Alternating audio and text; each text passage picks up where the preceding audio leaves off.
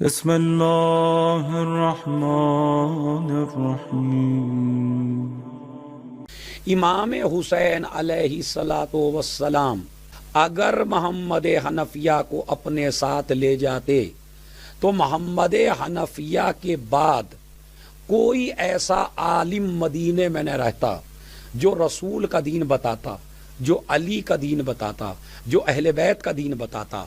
دو آدمیوں کو میرے مولا حسین نے معین کیا اپنی طرف سے، ایک جناب زینب کے شوہر جناب عبداللہ کو اور ایک جناب محمد حنفیہ کو۔ چونکہ عبداللہ بھی بہت بڑے عالم ہیں اور محمد حنفیہ بھی بہت بڑے عالم ہیں، اگر امام حسین مدینے کو تنہا چھوڑ کے چلے جاتے تو لوگ نہ جانے کس کس دین پہ عمل کرتے۔ حسین کا نانا کا دین مدینے میں باقی نہ رہتا اور یہ مدینے والے شکایت کرتے اللہ سے، پروردگار تیرے نبی کا نواسا ہمارا وطن چھوڑ کے چلا گیا تھا، ہمیں دین پتہ نہیں ہے، ہمیں شریعت پتہ نہیں ہے، ہمیں اسلام پتہ نہیں ہے، ہم کرتے تو کیا کرتے جب تمہارا نواسا دین چھوڑ کے اور یہاں مدینے کو تنہا چھوڑ کے چلے گئے تھے۔ اب ہماری نمازوں کا ہم سے سوال نہ کرو، ہمارے روزوں کا ہم سے سوال نہ کرو، ہمارے دین کا ہم سے سوال نہ کرو، ہمیں کوئی بتانے والا نہ تھا تاکہ یہ امت احتجاج نہ کر سکے روز محشر کہ ہمیں حسین چھوڑ کے چلے گئے تھے۔ اس لیے دو نمائندے حسین چھوڑ کے گئے، ایک ہے عبداللہ، ایک ہے محمد حنفیہ۔ اے محمد حنفیہ، جب بھی انہیں کوئی مسئلہ پیش آئے تو ہماری شریعت کے مسائل تم ان سے بیان کرو گے تاکہ مدینے میں بھی ہماری حکمرانی رہے اور پوری دنیا میں ہماری حکمرانی رہے۔ اب سمجھے آپ؟ تو پہلے دعوت نامہ نہیں دیا، جب انہوں نے خود جانے کو کہا تو روک دیا۔ کیوں روکا؟ اس لیے روکا اس لیے کہ خلیفہ کی ضرورت تھی، ایک عالم کی ضرورت تھی، ایک فقیہ کی ضرورت تھی اسلام سمجھانے کے لیے اور اسلام بتانے کے لیے۔ چوتھا ریزن محمد حنفیہ کو چھوڑنے کا یہ ہے، جو میں آپ حضرات کو بتاؤں، بڑی گہری بات ہے، اسے جلدی سے آپ سمجھ، اللہ اور رسول اور اہل بیت اطہار اور ان کے دین کے صدقے میں یہ بات آپ کی سمجھ میں آئے تاکہ وہ جوان لڑکے جو محمد حنفیہ کو گالیاں دے رہے ہیں، محمد حنفیہ کو برا کہہ رہے ہیں، وہ آج کی مجلس سننے کے بعد یہ نازیبہ کلمات ان کی شان میں نہ کہیں۔ اب وہ جملہ سن لیجئے کیا ہے۔ محمد حنفیہ اگر کربلا میں جاتے تو محمد حنفیہ بھی جس طرح دوسرے بہادر شہید ہوئے، جس طرح دوسرے صحابی شہید ہوئے، اسی طرح محمد حنفیہ بھی شہید ہو جاتے۔ لیکن محمد حنفیہ کو امام حسین چاہتے تھے کہ یہ کربلا کے بعد زندہ رہے، اور اس کی وجہ یہ ہے کہ چونکہ امام سجاد علیہ الصلاۃ والسلام کو کربلا کا یہ قافلہ واپس لانا ہے شام سے، اور ہماری شہادت کے بعد اور امام سید سجاد کے زمانے میں انتقام لیا جائے گا ہمارے قاتلوں سے، شمر سے، یزید سے، جتنے بھی ہمارے قاتل ہیں ان سے انتقام لیا جائے گا۔ اب یہ انتقام ہمارا بیٹا سجاد نہیں لے سکتا، اس لیے کہ امام سجاد کے پیچھے جاسوس لگے ہیں، امام سجاد پابندی میں ہیں، امام سجاد تقریر نہیں کر سکتے، امام سجاد اسپیچ نہیں دے سکتے، امام سجاد کوئی آرڈر نہیں کر سکتے، امام سجاد مجمع فیس نہیں کر سکتے، امام سجاد کو مجمع میں آنے نہیں دیا جا رہا ہے، امام سجاد کو گھر میں رہنے پہ مجبور کیا جائے گا۔ تو ایسے ماحول میں ضرورت پڑے گی مختار کو کہ آل محمد کی کوئی شخصیت ایسی ہو کہ مجھے خون حسین کے انتقام کی اجازت دے سکے۔ اس لیے جناب مختار چونکہ انتقام امام حسین لینے والے ہیں، تو اگر محمد حنفیہ کربلا میں شہید ہو جاتے تو میرے جوانوں آپ بتائیے انتقام کی اجازت کون دیتا؟ اگر امام سجاد اجازت دیتے تو امام سجاد کو قتل کر دیا جاتا یزید کی طرف سے۔ امام سجاد کو لا تعلق رکھنا تھا، امام سجاد کو بالکل الگ رکھنا تھا۔ ہر وقت جاسوس تھے، ہر وقت فوجیں تھیں، ہر وقت امام کو تقریر نہیں کرنے جاتی تھی، تقریر کرنے نہیں دیا جاتا تھا، مجمع کے سامنے آنے نہیں دیا جاتا تھا۔ حد یہ ہے کہ جو مدینے میں بھی مجلس ہوتی تھی اس مجلس میں امام سجاد نہیں جا سکتے تھے، مردوں کی مجلس ممکن نہیں تھی مدینے میں، اس لیے کہ امام سجاد کو تقریر کرنے نہیں دیا جاتا تھا. جناب زینب نے عورتوں کی مجلس قائم کی. اسی لیے کہتا ہوں یہ خواتین ہمارے لیے بڑی عزت ہیں ہماری. یہ خواتین انہوں نے اسلام پھیلایا ہے, انہوں نے عزاداری پھیلائی ہے, انہوں نے مجالس عزا پھیلائی ہے. یہ خواتین نہ ہوتی تو جناب زینب کے ذریعے یہ دین اسلام اور یہ عزاداری اور یہ قربانیاں کیسے پہنچتی. تمام خواتین بغیر ڈرے آ جاتی تھیں, اکٹھا ہو جاتی تھیں. جناب زینب ان میں تقریر کرتی تھی اور امام سجاد ان خواتین کے لیے تبرک کا انتظام کرتے تھے, ان کے لیے کھانا بناتے تھے. آج ہمارے معاشرے میں کچھ جوان اپنی بے عزتی سمجھتے ہیں, ارے بھائی یہ تبرک پکوا دیجئے, یہ تبرک یہاں سے یہاں اٹھا دیجئے, مجلس کا تبرک ہمارے گھر سے امام باڑہ پہنچوا دیجئے, یہ کرسی ہٹا دیجئے, ارے یہ زائرین کے جوتے اٹھا دیجئے, زائرین کی کچھ مدد کر دیجئے, کچھ ہیلپ کر دیجئے. تو آج کا ہمارا جوان کام کرنے کو تیار نہیں ہے, اپنی کو عزت دار سمجھتا ہے. میں کیوں کروں, میں کیوں کسی کے جوتے اٹھاؤں, میں کیوں کسی کی خدمت کروں, میں تو مجلس, میرا کام مجلس سنوں گا آ جاؤں گا. میں یہ کہتا ہوں مجلس سنیے, آئیے مجلسوں میں, لیکن یہ تبرک کا انتظام کرنا, یہ تبرک کا, یہ مجلس کا انتظام کرنا, یہ زائروں کی حفاظت کرنا, یہ عزاداروں کی حفاظت کرنا, یہ عزاداروں کے چپل جوتے اٹھانا, یہ عزاداروں کو کھانا کھلانا, یہ عزاداروں کو تکلیفوں سے بچانا, عزاداری کے لیے ایسے وسائل فراہم کرنا, لوگ اچھی طرح مجلسوں میں شریک ہوں, ایک عزادار کو پنکھا کرنا, یہ بھی بہت بڑے اجر و ثواب ہیں. امام سجاد خود کھانا پکایا کرتے تھے. تو جب امام سجاد کو تقریر کرنے کا موقع ہی نہ تھا تو بتائیے مجھے جوانوں, غور کر کے بتائیے, سوچئے کہ اب انتقام لینا ہے مختار کو. مختار اجازت لے تو کس سے لے؟ اسی لیے جب مختار کا نمائندہ امام سجاد کے پاس پہنچا اور اجازت لی, پرمیشن لی, امام سجاد کے پاس جاسوس بیٹھے ہوئے تھے جو جا کے فوراً یزید کو خبر کرتے کہ ایسا ایسا ہو رہا ہے, حکومت کو خبر کر دیتے ایسا ایسا ہو رہا ہے. امام سجاد کے پاس جب نمائندہ پہنچا تو امام سجاد نے کہا مجھ سے بڑے میرے چچا محمد حنفیہ ہیں اور امام حسین ان کے بھائی تھے, اور جو بھی حق ہے انتقام کا لینے کا یا کسی بھی طرح کا, وہ مجھ سے زیادہ رابطہ ہے محمد حنفیہ سے. تو اگر اجازت لینی ہے تو محمد حنفیہ سے لیجئے. تو لہذا محمد حنفیہ سے نمائندہ محمد حنفیہ کے پاس پہنچا. محمد حنفیہ چونکہ سرپرست تھے, انہوں نے اجازت دی. اجازت کی وجہ سے یہ انتقام جناب مختار نے لیا. اب سمجھے امام حسین علیہ الصلوۃ والسلام کیوں نہیں لے گئے محمد حنفیہ کو اپنے ساتھ کربلا میں؟ اس لیے کہ انتقام کی اجازت لینے کے لیے کوئی بزرگ آل محمد کا باقی نہ رہتا, کوئی سرپرست باقی نہ رہتا, بس جس کی وجہ سے, جس کی پرمیشن سے شمر ابن زیاد اور امام حسین کے سارے دشمنوں کو مختار نے تہ تیغ کر کے رکھ دیا, اس حکم دینے والے کا نام محمد حنفیہ ہے. تو کیا عقیدہ ہے محمد حنفیہ کا؟ اس لیے جو انتقام, پورا انتقام مختار ٹکا ہوا ہے جناب محمد حنفیہ پر.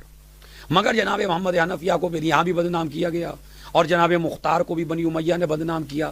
کسی نے کہا کہ یہ مختار تو امام سجاد کو نہیں مانتے, بلکہ مختار تو امام مانتا ہے جناب محمد حنفیہ کو, چونکہ پرمیشن انتقام کی لی تھی محمد حنفیہ سے.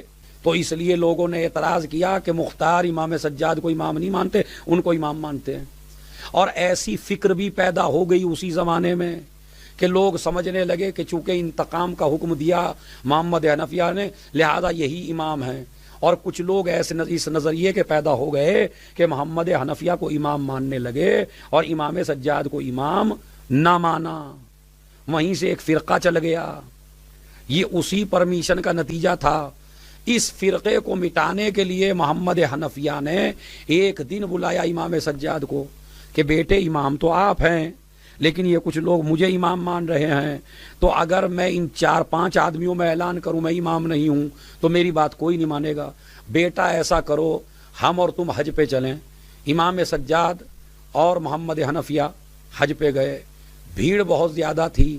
محمد حنفیہ میں اور ان میں یہ بات طے ہو چکی تھی کہ بیٹے میں اعلان کروں گا کہ میں امام ہوں, تم کہنا کہ میں امام ہوں, اور فیصلہ چھوڑ دیں گے حجر اسود پر.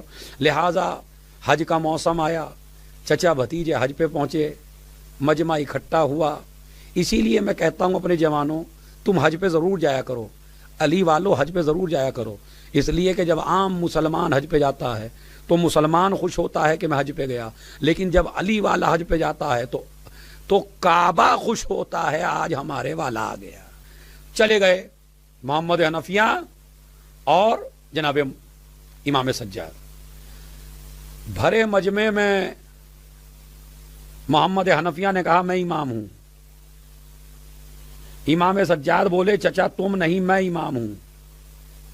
اب میں آپ کو ایک بالکل پتے کی بات بتاتا ہوں، اگر محمد حنفیہ واقعاً امامت کا دعویٰ کرتے تو فیصلہ کرواتے لوگوں سے، فیصلہ کرواتے دنیا والوں سے، فیصلہ کرواتے صحابہ سے، وہاں ان کی ٹیم تھی، یہ کہتے ان سے پوچھ لو، اس مجمع سے پوچھ لو، ووٹنگ کر لو، لوگوں کے ووٹ ڈلوا لو، تم کو زیادہ مانے تم امام، ہمیں زیادہ مانے ہم امام۔ مگر محمد حنفیہ نے ایسا کچھ نہیں کیا، لوگوں کو وکیل نہیں بنایا، لوگوں پہ مسئلہ نہیں چھوڑا، جس سے عقیدہ محمد حنفیہ کا پتہ چلتا ہے کہ محمد حنفیہ بتانا چاہتے تھے خلافت لوگوں کے بنانے سے نہیں ملتی، اللہ کے دینے سے ملتی ہے۔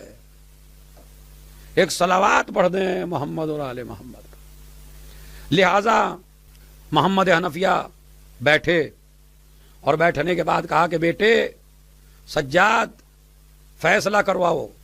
کہا کس سے کروائیں چچا؟ کہا حجر اسود سے کروا لو، چونکہ یہ جنت کا پتھر ہے۔ میں توجہ چاہتا ہوں، چونکہ یہ جنت کا پتھر ہے اور جنت کا پتھر جھوٹ نہیں بولتا، اور یہ جو حجر اسود لگایا گیا ہے کعبے میں، یہ اسی لیے تو لگایا گیا تاکہ یہ گواہ بنے۔ جتنے لوگ بھی حاجی ہیں، جتنے لوگ بھی عمرے پہ جاتے ہیں، جتنے لوگ بھی جاتے ہیں وہاں حج کرنے کے لیے، کعبے کی زیارت کے لیے، حجر اسود کو بوسہ دیتے ہیں تو یہ ان کے بوسے کو محفوظ کر لیتا ہے، اور بارگاہ خدا میں یہ حجر اسود گواہی دے گا کہ پروردگار اس مومن نے میرا بوسہ لیا اور یہ تیرے گھر کی زیارت کے لیے آیا تھا۔ تو جو پوری دنیا کے مسلمانوں کا گواہ ہو اس سے گواہی دلواؤ، اس لیے کہ یہ جھوٹ نہیں بولتا۔ محمد حنفیہ نے پوری دنیا میں ایک پیغام اور عام کیا، یہ پتھر جنت کا ہے، جنت کا پتھر جھوٹی گواہی نہیں دے سکتا۔ صحیح بخاری اور صحیح مسلم اور صحیح ترمذی میں حدیث ہے، الحسن والحسین سیدہ شباب اہل الجنہ، حسن و حسین جنت کے جوانوں کے سردار ہیں۔ تو اگر جنت کا پتھر جھوٹ نہ بولے تو جن کو جنت کا سردار بنایا ہو اگر وہ ماں کے مسئلے میں گواہی دے تو اس کا مطلب ہے جب پتھر جھوٹ نہیں بولتا تو سردار کیسے، جنت کے سردار کیسے جھوٹ بولیں گے؟ کہا یہ جنت کا پتھر ہے، اور یہی حجر اسود وہ ہے کہ جس کو ایک وقت خلیفہ نے کہا تھا کہ اے پتھر تو پتھر ہے، نہ تو کسی کو فائدہ دے سکتا، نہ تو کسی کو نجات دے سکتا، نہ کسی کو تو نقصان پہنچا سکتا، میں تو تجھے اس لیے بوسہ دے رہا ہوں کہ رسول دیتے تھے۔ ایک مرتبہ میرے مولا نے کہا خبردار یہ جملہ نہ کہنا، یہ عام پتھر نہیں ہے، یہ جنت کا پتھر ہے، جنت کے پتھر کا مقابلہ دنیا کا نہیں کر سکتی۔ اما جب پتھروں کا مقابلہ نہ کر سکے تو سرداروں کا مقابلہ کیا کرے گی؟ اب آپ سمجھے؟ کہا کہ بیٹا گواہی دلواؤ۔ کہا آپ بڑے ہیں چچا آپ جائیے۔ محمد حنفیہ حجر اسود کے پاس گئے اور جا کے کہا کہ میں امام ہوں، اگر میں امام ہوں تو تم بول سکتے ہو اور میری گواہی دو کہ میں امام ہوں یا نہیں۔ محمد حنفیہ حجر اسود کے پاس سے آگئے، حجر اسود سے کوئی آواز نہ آئی۔ اس کے بعد کہا بیٹے تم چلو۔ جیسے ہی امام سجاد حجر اسود کے پاس آئے تو حجر اسود سے آواز آئی میں گواہی دیتا ہوں کہ حسین کے بعد اسلام کے جانشین اور خلیفہ اور واقعی امام سجاد ہیں۔ محمد حنفیہ کا حجر اسود سے گواہی دلوانا اس بات کی دلیل ہے کہ ہم لوگوں سے گواہی نہیں دلواتے، اس لیے کہ لوگ رشوت میں بک سکتے ہیں، حجر اسود بکنے والا نہیں ہے۔ تو اگر وہ امام سجاد کی امامت کو اللہ کا دیا ہوا حق نہ سمجھتے تو وہ لوگوں سے گواہی دلواتے اور نہ مانتے حجر اسود کی بات بھی امامت کا دعویٰ کر بیٹھتے. تو یہ بھی غلط ہے کہ انہوں نے امامت کا دعویٰ کیا تھا. امامت کا دعویٰ نہیں کیا تھا، بلکہ لوگوں کو دکھانے کے لیے، چونکہ لوگ ماننے لگے تھے مختار کو انتقام کی اجازت دینے کی وجہ سے کہ یہی واقعاً خلیفہ ہیں اور یہی امام ہیں، اس لیے اس مسئلے کو بھی رد کیا گیا. جنگ جمل میں یا صفین میں جب تلوار چل رہی ہے تو ہر جگہ منافق ہوتے ہیں، ہر جگہ فتنہ برپا کرنے والے ہوتے ہیں، ماں باپ کو لڑانے والے اولاد سے، اولاد کو لڑانے والے ماں باپ سے، ایسے ہر جگہ ہوتے ہیں. ایسا تھا ایک آدمی، اس نے کہہ دیا محمد حنفیہ تیرا بابا علی تجھے مروانا چاہتا ہے، وہ جنگ میں حسن و حسین کو تو بھیجتا نہیں ہے اور تجھے جنگ میں بھیج دیتا ہے. محمد حنفیہ کی محبت دیکھیے، محمد حنفیہ کا عقیدہ دیکھیے. ایک مرتبہ محمد حنفیہ نے کہا کہ بھائی مجھے یہ بتا، اگر تو میدان جنگ میں ہو اور میدان جنگ میں کوئی آدمی تیری آنکھوں پہ تیر مارے، اگر تو میدان جنگ میں ہو اور کوئی آدمی، کوئی سپاہی تیری آنکھوں پہ تیر مارے تو یہ بتا تیر کیسے روکے گا؟ اس نے کہا کہ میں اپنا ہاتھ بڑھاؤں گا، آنکھوں کے سامنے لے آؤں گا. محمد حنفیہ نے کہا حملہ تو ہوا آنکھوں پر، تو ہاتھ سے کیوں روکے گا؟ کہا اس کی وجہ یہی ہے، جب حملہ آنکھوں پر ہوتا ہے تو روکنے کے لیے ہاتھ لائے جاتے ہیں. ارے میں توجہ چاہتا ہوں، روکنے کے لیے ہاتھ لائے جاتے ہیں، ہاتھوں سے روکا جاتا ہے تیروں کو، آنکھوں سے تیروں کو نہیں روکا جاتا. کہا ملعون تو نے خود ہی فیصلہ کر دیا کہ جب آنکھوں پہ حملہ ہو تو ہاتھوں سے روکا جاتا ہے. میں اپنے بابا کا ہاتھ ہوں اور حسن و حسین میرے بابا کی آنکھیں ہیں، اور جب آنکھوں پہ حملہ ہو تو ہاتھوں سے روکا جاتا ہے. بس آج محرم کی تاریخ ہے، اس لیے ضروری ہے کہ آج سے جب آپ مجلسوں میں آئیں تو پہلا ادب یہ ہے کہ ہر آدمی باوضو آئے. بے وضو کوئی جوان، کوئی خاتون، کوئی عورت، کوئی بوڑھا، حد یہ ہے کہ اپنے ان بچوں کو جن کو سلیقہ ہے وضو کرانے کا ان کو بھی وضو کرا کے لائیں. پورا مجمع بیٹھے تو جسم بھی پاک کر کے بیٹھے اور روح بھی پاک کر کے بیٹھے. اور وضو کے یہی فائدے ہیں کہ وضو جہاں انسان کے بدن کو پاک کرتی ہے وہیں وضو انسان کے کیریکٹر کو پاک کرتی ہے. جب ہاتھ دھوتے ہیں تو وہ گناہ معاف ہوتے ہیں جو ہاتھوں سے کیے ہیں. جب چہرہ دھوتے ہیں تو وہ گناہ دور ہوتے ہیں جو آنکھوں سے کیے ہیں، جو زبان سے کیے ہیں. جب آپ سر کا مسح کرتے ہیں تو وہ گناہ ختم ہوتے ہیں جو آپ دوسرے کے بارے میں غلط سوچتے ہیں. جب آپ پیروں کا مسح کرتے ہیں تو وہ گناہ ختم ہوتے ہیں کہ جو آپ پیدل چل کے کرتے ہیں. لہذا یہ ایک وضو نہیں ہے بلکہ آپ کی جسم کو پاک کرنے کا بھی ذریعہ ہے، آپ کی روح کو پاک کرنے کا بھی ذریعہ ہے. میری گزارش ہے میری محترم خواتین سے، میری ماں بہنوں سے، میرے جوانوں سے، مجلس اعضاء میں جائیں با وضو جائیں، وضو کر کے جائے ہر آدمی، اس لیے کہ یہ وضو جہنم کے عذاب سے بھی روکے گا محشر میں. اگر کوئی انسان زیادہ تر وضو سے رہے تو یہ وضو اس کا قیامت میں کام آئے گا. تو وضو کلی اس لیے کری جاتی ہے تاکہ زبان کے گناہ ختم ہوں. تو لہٰذا اس وضو کا خالی جسم پاک نہیں ہوتا خالی، بلکہ روح بھی پاک ہوتی ہے. تو جب مجلس میں وضو کر کے بیٹھیں گے جسم بھی پاک ہوگا، روح بھی پاک ہوگی. جب گھر سے چلیے تو 3 جملے کہہ کے گھر سے چلیے. اور یہ عمل بھی بتا رہا ہوں آپ کو میں، چونکہ ہم اس زمانے میں بہت زیادہ پریشان بھی ہیں، جتنے بھی شیعہ ہیں، جتنے مسلمان ہیں پریشان ہوتے ہیں. کبھی اقتصادی پریشانی، کبھی بیٹیوں کی شادی کی پریشانی، کبھی جاب نہیں ملتی، ادھر جاتے ہیں کام پہ گئے کام نہیں ملا، صبح کو گئے کمانے کے لیے کچھ لے کے نہ آ سکے، بیٹیوں کی ٹینشن، بچوں کی ٹینشن، گھر کی ٹینشن، جاب کی ٹینشن، یہ ساری ٹینشن ہے. اگر آپ اپنا رابطہ کربلا سے کر لیں تو یہ ساری ٹینشن، ساری مصیبتیں کم ہو سکتی ہیں. سفر پہ جائیے، جاب کے لیے جائیے، کام کی تلاش میں جائیے، بچیوں کے شادیوں کی تلاش میں جائیے، اچھے رشتے کی تلاش میں جائیے. سب سے چھوٹا سا کام ہے، سب سے چھوٹا سا کام جس کی وجہ سے آپ کے کام بھی ہوں گے اور آپ کا رابطہ حسین سے مضبوط بھی ہوگا. جب آپ اپنے گھر سے نکلیے 3 جملے کہیے: السلام علیک یا ابا عبداللہ، السلام علیک یا ابن رسول اللہ، السلام علیک یا ابن امیر المومنین. اور اس کے بعد السلام علیک یا ابن فاطمہ الزہرا سلام اللہ علیہا. یہ 4 سلام، السلام علیک یا ابا عبداللہ، یا ابن رسول اللہ، یا ابن امیر المومنین، یا ابن فاطمہ الزہرا سلام اللہ علیہا. اور اگر آپ اوروں کو بھی شامل کریں، السلام علیک و علی جدک و ابیک و علی امک و اخیک و علی الائمۃ المعصومین مثلا، سارے اماموں پہ ہو جائے گا. لیکن یہ سلام ضرور کرنا آپ کو.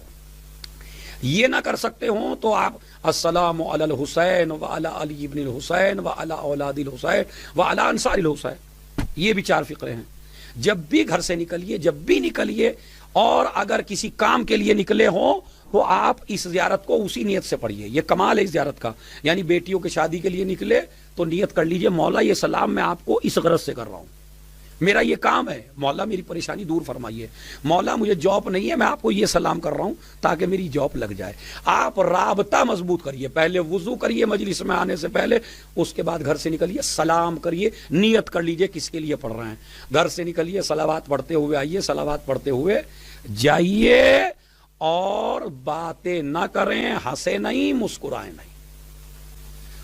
ہنسی مذاق بہت زیادہ ہوتا ہے. میری جوانوں سے ایک اپیل اور ہے، یا تو اپنے گھر میں رہیے، گھر میں نہیں رہتے مجلس میں آئیے تو گلیوں میں نہ کھڑے ہوئیے، سڑکوں پہ نہ کھڑے ہوئیے. اس لیے کہ حسین ابن علی کے ساتھی کسی کو اذیت دینے کے لیے نہیں ہے، ان کی عزاداری اذیت کے لیے نہیں ہے، ان کی عزاداری اذیت ختم کرنے کے لیے ہے.